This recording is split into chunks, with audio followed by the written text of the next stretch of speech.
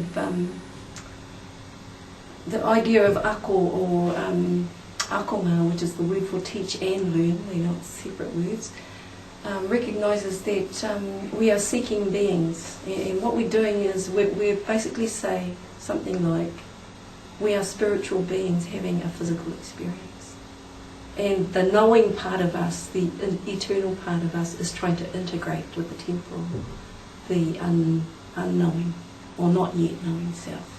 And so it's a striving for this integration constantly between the celestial, the divine, and the temporal self. We've got lots of different pedagogical symbols, and one of them goes like this. It's called a potama.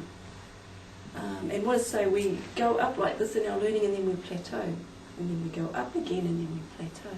And we have our symbols like this for all types of learning. So it doesn't go like this, and it doesn't go like that. It goes up and level, up and level, consolidate.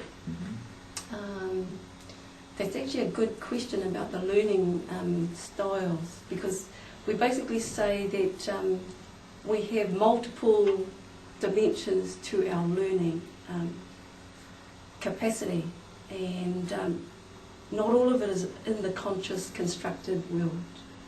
We say also in moimoia, in our dream state, we have much learning, much comes there.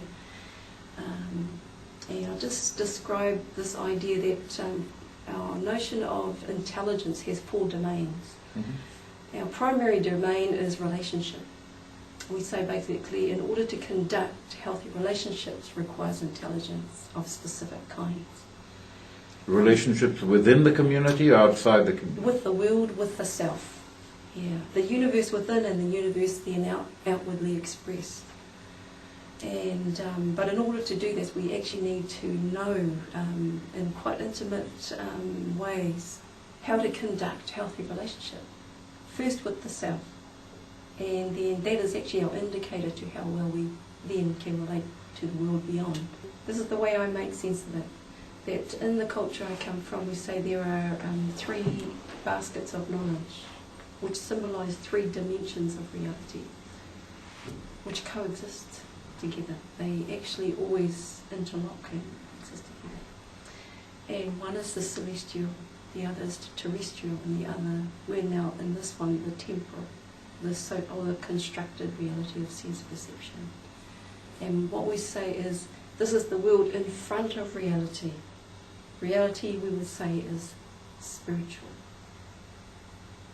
And we are actually able to access all of these domains by the 4 domains being healthy, functioning as a system of knowing. And I started there way back there somewhere on whanaungatanga, or relationships.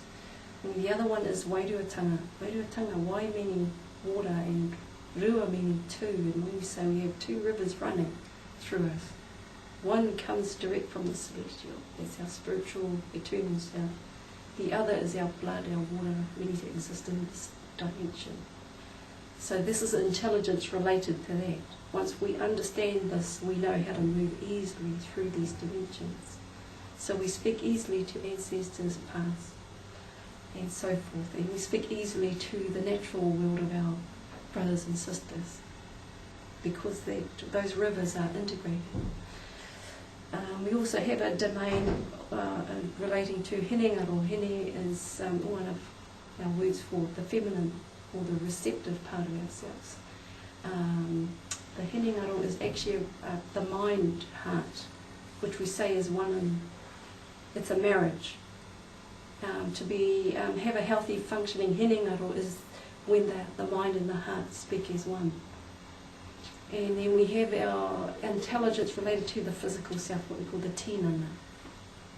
And in this tinana we have the sense perception, the touch, the feel, and all these kinds of things. That this is only one domain of our intelligence. In order to be a fully functioning being in our totality, we need all our 4 domains to function together as an integrated whole. This is what we call whole health and well-being and intelligence.